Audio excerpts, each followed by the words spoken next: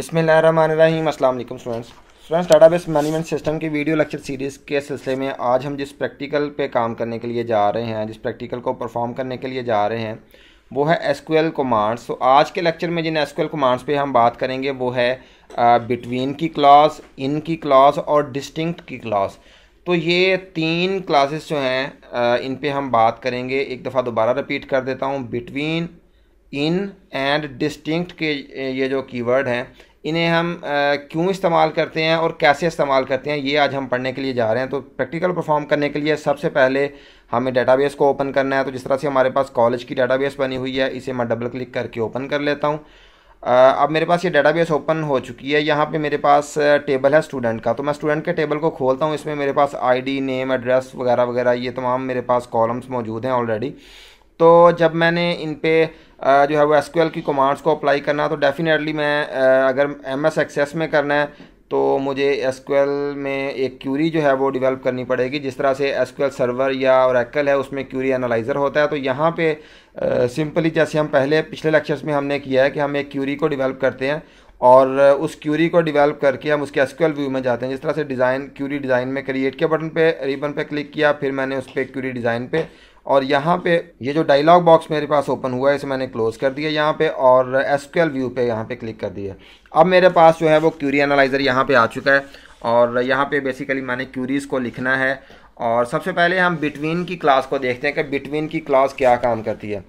Between की class students होती है कि अगर हमारे पास फॉर एग्जांपल कुछ रिकॉर्ड्स हैं और हमने उन रिकॉर्ड्स में किसी फॉर एग्जांपल एक न्यूमेरिक वैल्यू का एक कॉलम है, उस न्यूमेरिक वैल्यू के कॉलम में से कुछ वैल्यूज़ जो हैं उन्हें हमने गेट करना है। यानी कि फॉर एग्जांपल अगर उसमें वन से लेके 100 तक वैल्यूज़ हैं और हम चाहते हैं कि सिर्फ वो वाली वैल्यूज़ आएँ जो 40 से लेकर 50 के राउंड अबाउट हों, यानी कि 40 और 50 के दरमियान में हों, तो उन अगर वैल्यूज़ को गेट करना चाहते हैं तो हमें बिटवीन की क्लास जो है वो यहाँ पे लगानी पड़ेगी।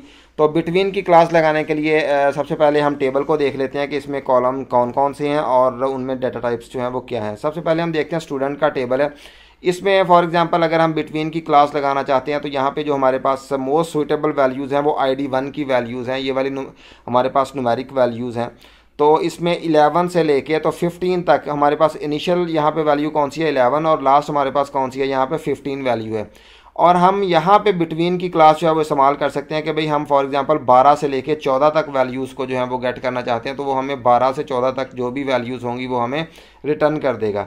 तो एक और चीज़ हम यहाँ पे देखनी है हमने कि स्टूडेंट में ID1 की डाटा टाइप क्या है। तो डिज़ाइन व्यू में जाएंगे इसकी, तो ID1 को देखते हैं। तो यहाँ पे हमारे पास क्या है, इसकी डाटा टाइप शॉर्ट टेक्स्ट है। इसका मतलब है कि जब हम वैल्यूज़ क्राइटेरिया में रखेंगे तो उन्हें सिंगल कोट्स में रखेंगे। अगर यहाँ पे ये न्यूमेरिक होता, जिस तरह से नंबर है, पहले ID वाला जो कॉलम है ये नंबर है, यहाँ पे अगर हम क्राइटेरिया में इसे हम सिंगल कोट्स में नहीं रखेंगे बल्कि इसे विदाउट सिंगल कोट्स रखेंगे। लेकिन अगर टेक्स्ट वाली हमारे पास डाटा टाइप है तो फिर हम उसे सिंगल कोट्स में रखा करेंगे।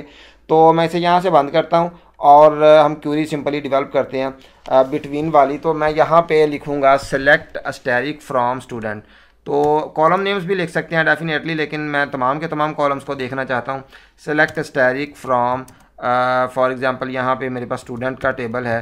Select asterisk from student where ID1 मेरे पास कॉलम है, ID1 वेयर ID1 बिटवीन। यहाँ पे मैं क्या करूँगा, बिटवीन की क्लॉज लगाऊंगा, where ID1 between 12 and sorry मैंने यहाँ पे एंड लिखना है 12 एंड 14। तो ये वाली इन दो वैल्यूज़ के दरमियान में हम जो है वो वैल्यूज़ जितनी भी हैं इस कॉलम के अंदर ID1 के अंदर, वो तमाम का तमाम रिकॉर्ड्स हमें तमाम कॉलम्स के साथ शो हो।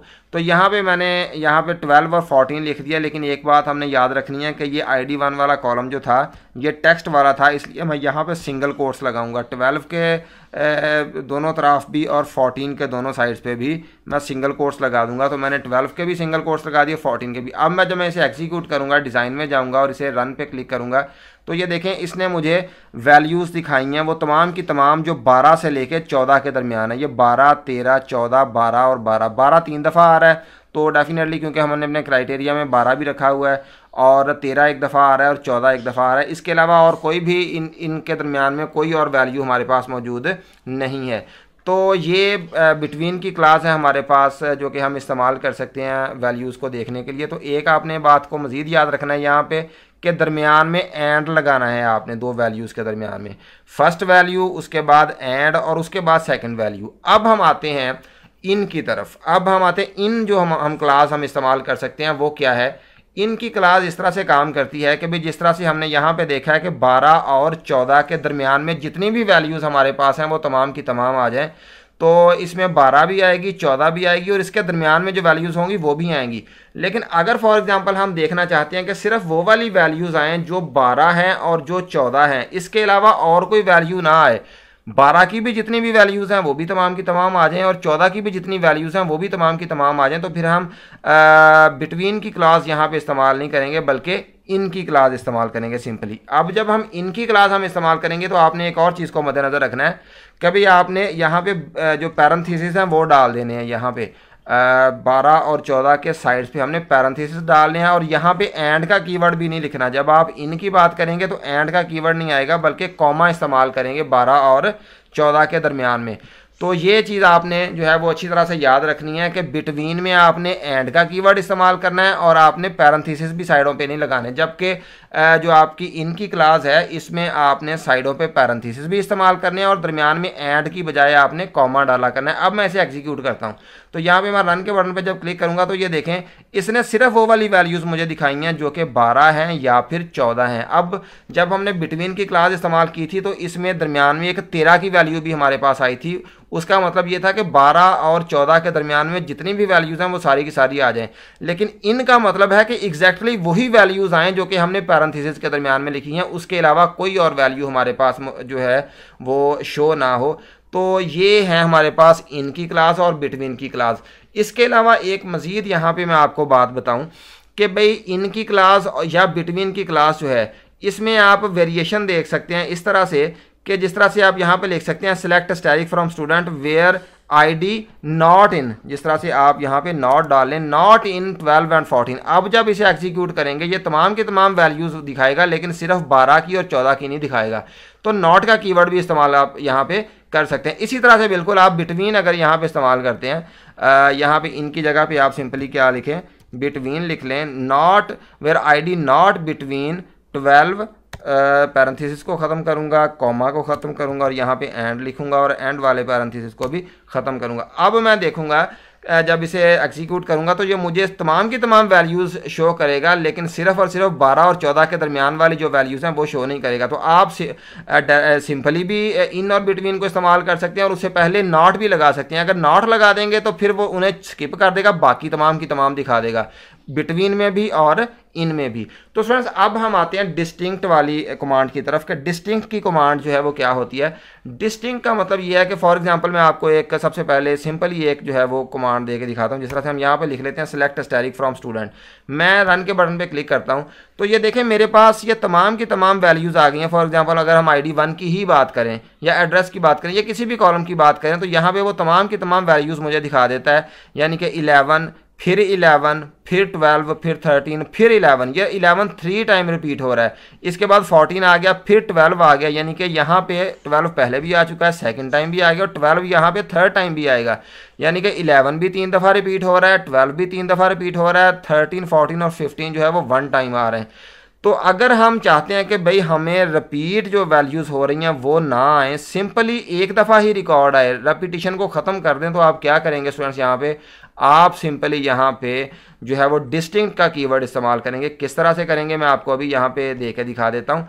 सेलेक्ट डिस्टिंक्ट का आप यहाँ पे हम कीवर्ड इस्तेमाल किया करेंगे। फॉर एग्जांपल तो हम सिंपली यहाँ पे क्या करेंगे, यहाँ पे डिस्टिंक्ट का कीवर्ड जो है मैं यहाँ पे डिस्टिंक्ट, ये डिस्टिंक्ट का कीवर्ड इस्तेमाल करेंगे। फिर हम यहाँ पे जो है फॉर एग्जांपल यहाँ पे हम स्टैटिक लिख लेते हैं, select distinct static from student. तो यहाँ पे जब अब मैं रन के बटन पे क्लिक करूँगा तो यहाँ पे ये मुझे तमाम के तमाम रिकॉर्ड्स जो है वो शो कर रहा है, लेकिन ये तमाम रिकॉर्ड्स डिस्टिंक्ट हैं, कोई भी आपस में सेम रिकॉर्ड नहीं है।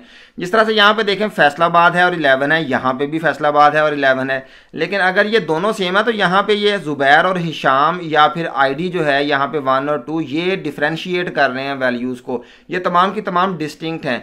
लेकिन फॉर एग्जांपल मैं आपको मज़ीद इसे बेहतर एक एग्जांपल के साथ समझा देता हूँ। यहाँ पे भी ये रिजल्ट ठीक दे रहा है, क्योंकि तमाम की तमाम वैल्यूज़ जो अगर एग्रीगेट देखें तो ये तमाम की तमाम डिस्टिंक्ट हैं। देखें यहाँ पे भी 12 है, लेकिन रिपीट हो रहा है, लेकिन यहाँ पे एड्रेस डिफरेंट आ रहा है, या उसका नाम डिफरेंट आ रहा है, या उसका आईडी डिफरेंट। तो तमाम के तमाम जो रिकॉर्ड्स हैं ये एज अ होल अगर तमाम कॉलम्स को कंसिडर किया जाए तो डिफरेंट हैं। लेकिन आप लोगों को समझाने के लिए मैं यहाँ पे आपको दिखाता हूँ कि यहाँ पे सेलेक्ट डिस्टिंक्ट, फॉर एग्जांपल हम सिंपली यहाँ पे क्या करते हैं, select ID1, select ID1 from student. मैं इसे यहाँ पे रन पे क्लिक करता हूँ तो ये देखें ID1 वाला कॉलम सिर्फ उसने मुझे दिखा दिया है।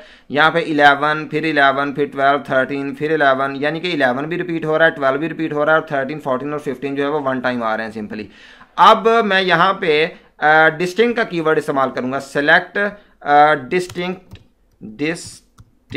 तो यहाँ पे डिस्टिंक्ट मैंने लिख दिया ID1 फ्रॉम स्टूडेंट। अब जब मैं इसे रन पे क्लिक करूंगा तो ये देखें इसने तमाम की तमाम रेपिटेशंस को बीच में से ख़त्म कर दिया और सिंपली मुझे वन टाइम जो है वो वैल्यूज़ दिखाई हैं ID1 की। तो ये आप किसी भी कॉलम के ऊपर जो है वो लगा सकते हैं। फॉर एग्जांपल आप हमारे पास जो भी यहाँ पे कॉलम्स मौजूद हैं स्टूडेंट के अंदर, अगर इसे हम ओपन करें तो आप इसे ID के ऊपर भी लगा सकते हैं, नेम, एड्रेस या फ़ोन नंबर या CNIC, कोई भी कॉलम जो है वहाँ पे जब आप इसे लगाएंगे तो ये वहाँ पे रेपिटेशंस को ख़त्म कर देगा और सिंपली वन टाइम आपको जो है वो रिजल्ट शो करवाएगा।